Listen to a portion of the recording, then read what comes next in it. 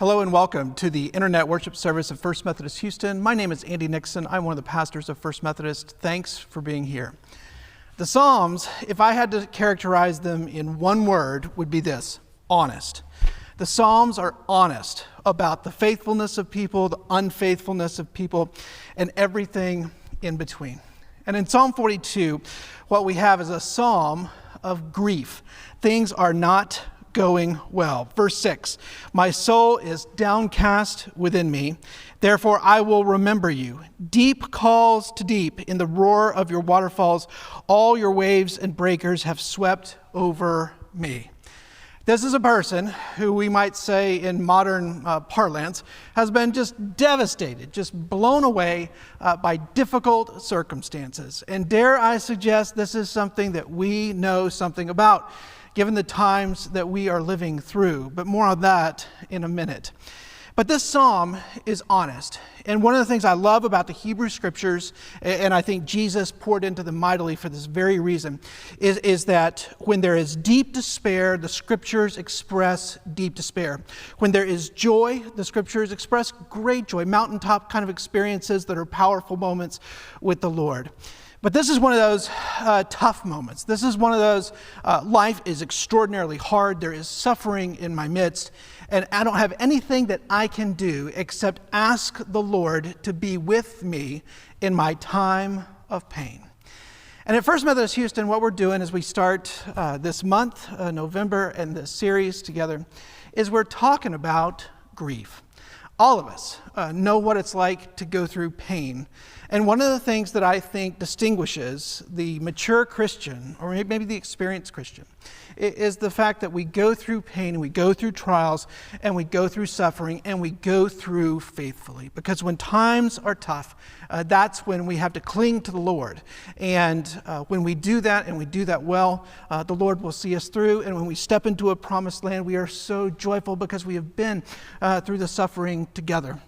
But this psalm expresses that over and over and over. I say to the God, my rock, why have you forgotten me? Why must I go about mourning, oppressed by my enemy? My bones suffer mortal agony as my foes taunt me, saying to me all day long, where is your God? These are the words of somebody who is alone. These are the words of somebody who is desperate. These are the words of somebody that just feels abandoned by God, by neighbor, and everyone in between. It is so devastating that even a few verses earlier, outside of what we read today, it said, my only nourishment comes from the tears that flow from my eyes into my mouth.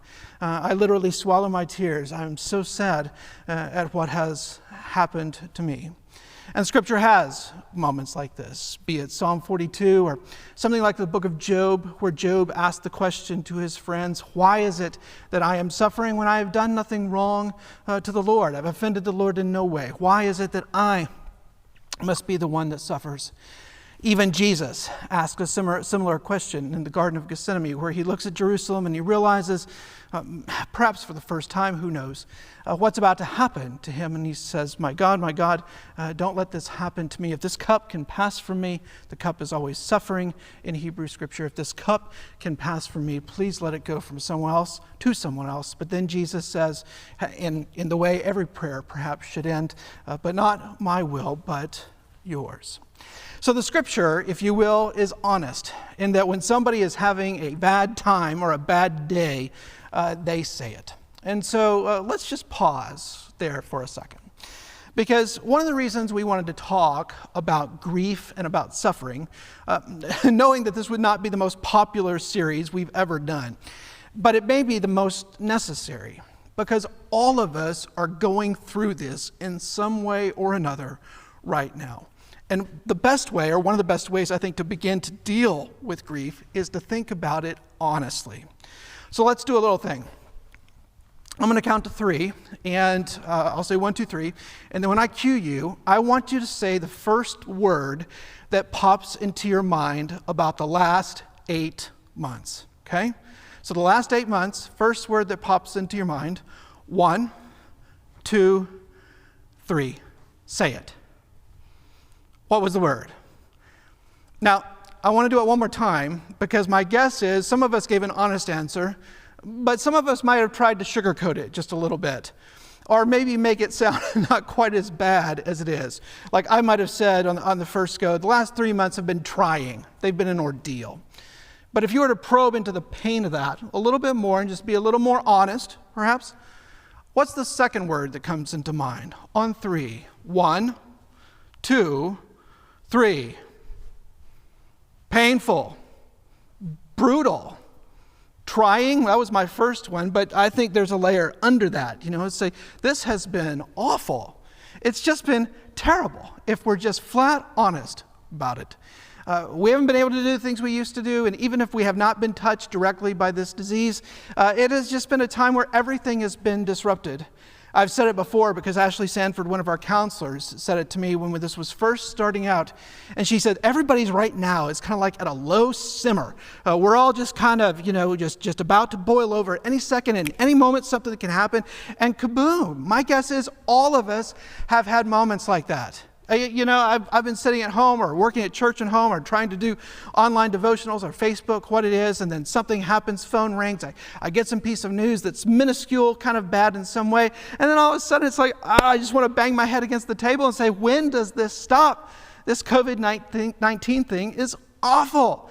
And so part of what I think is a way to handle grief or some of the emotions we feel is just to be honest with it and express it. And, like the psalm, express it to the Lord. Now, you may say, I don't want to whine in front of Jesus. You may say, I don't want to just kind of have a temper tantrum. But let me tell you, Psalm 42 is kind of one of those things where it gives us permission to speak what is on our mind. And if I am suffering, if I am in pain, if I'm having a difficult day, express that honestly to the Lord. Because here's the thing, Jesus has heard it before. You are not going to say anything to Jesus that he hasn't heard. You are not going to say anything to Jesus he does not know. He can handle this. But part of us going through grief and going through grief well, or a time at loss well, I think is trying not to paper over the emotions, but rather to dwell in them, okay, and to express them.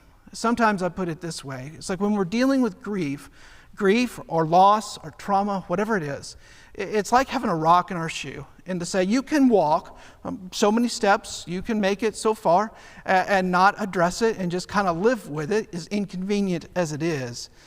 But there's going to be a time where you've got to just sit down, take your shoe off, and get the rock out of your shoe. And what I mean by that is grief is a similar way, in the sense that there just comes a time where we have to dwell in the emotion, to dwell in the loss, to live into the suffering. And here's the thing. God, I think, doesn't necessarily move to make the suffering go away, at least not initially. But the promise that Jesus makes us is he will be with us in our suffering, and you will find him there.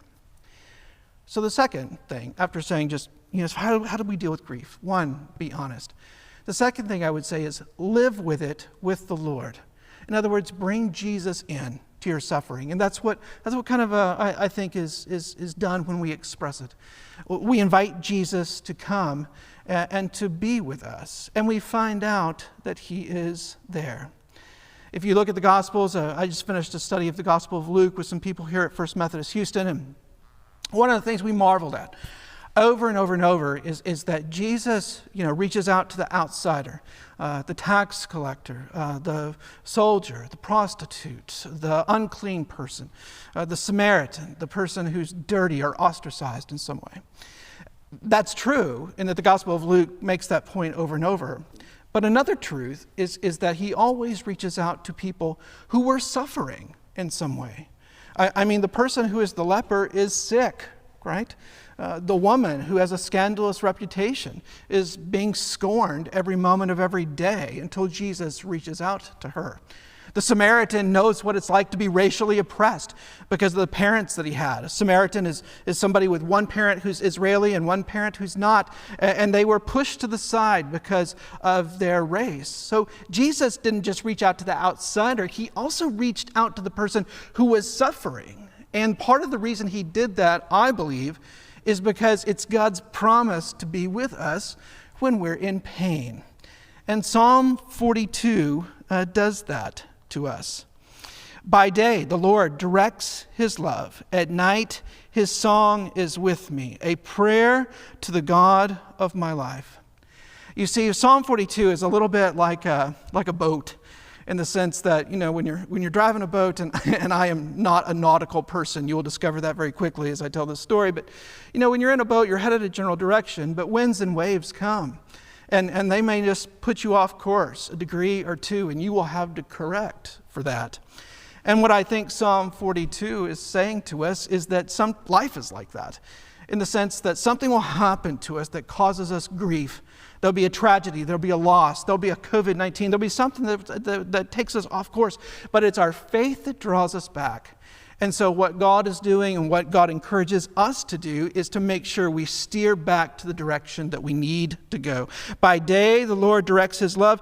At night, his song is with me. This is a prayer of the God of my life. That is his faith calling the psalmist home. And it's a voice that you and I should listen to. And when we do that, I think, the way I like to say it, is we dwell with our pain, or dwell in our pain with the Lord. And when that happens, something profound can occur.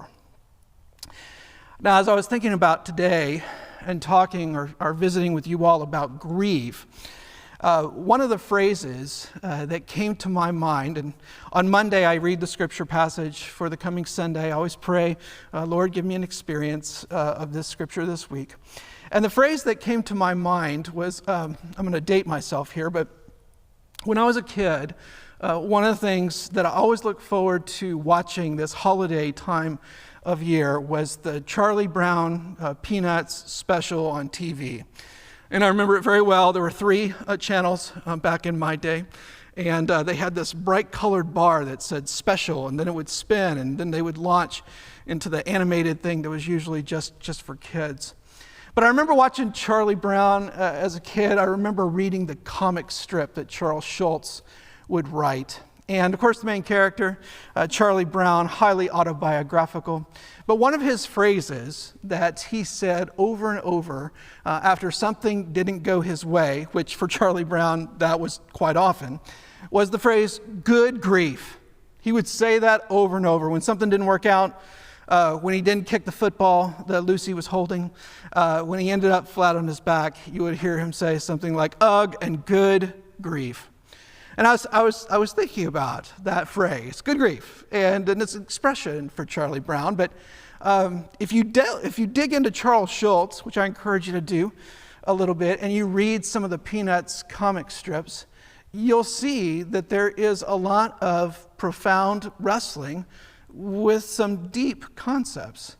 And so this phrase, good grief, I think can be helpful to us in the sense that when we go through grief, and we go through it well.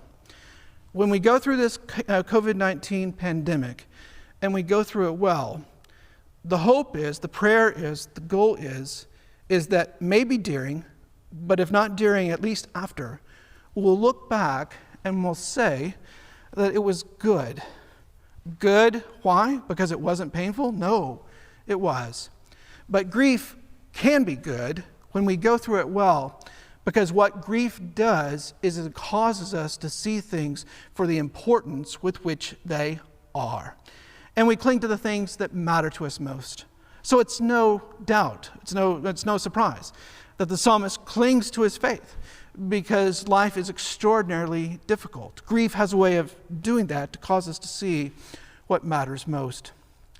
There's a Charlie Brown comic strip, Peanuts comic strip, I was thumbing through some earlier this week to kind of explore this phrase, good grief, right? And I came upon, it's on my Facebook page if you scroll down and want to see it, but it's Snoopy. And Snoopy is lying on top of his doghouse, and he is pondering a meaningless existence to life. Where's the meaning of life? There is no meaning. He even has a phrase on his doghouse as he looks and stares up at the sky. Even the skies have no meaning to me, Snoopy says. And that actually sounds something pretty close to what the psalmist, I think, would write. So he lays there, he bemoans his condition, he can't find any meaning in life. And then in the last panel, Charlie Brown comes with his dog dish full of food, and all of a sudden Snoopy snaps to life and says, meaning. Now, it may be meaning because he's being fed. There's a lot of meaning in good food, that's for sure. But I also think there's a deeper significance there that Charles Schulz was going for in the last panel, and to say meaning is found in the connections that we have with one another. And one of the hallmarks of the Charlie Brown comic strips, and I think the shows that I watched as a kid, is that each character had powerful friendships with the others. And through that, they got through whatever it is that they had to endure. Charles Schulz, at his height, Snoopy or Peanuts, was distributed to, I guess, about 30 or 75 countries, 21 languages, 330 million people read the comic strip every single week in its heyday, because I think it had something profound to say about who we can be for one another.